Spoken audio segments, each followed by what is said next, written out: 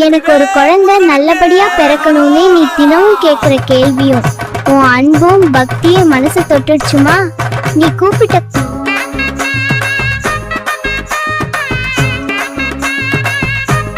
சாமி நான் இமயமலை போறேன் அப்படின்னு. எதுக்கு இமயமலை போறேன்? இமயமலை போனேன் என்ன சிவபெருமான் உட்காந்துக்கிறாரு உன்னை வாவான்னு கூப்பிட்டுருந்தேன். குடும்பத்தை காப்பாற்றுறது பக்தி இல்லை, பயந்து ஓடி போறேன்.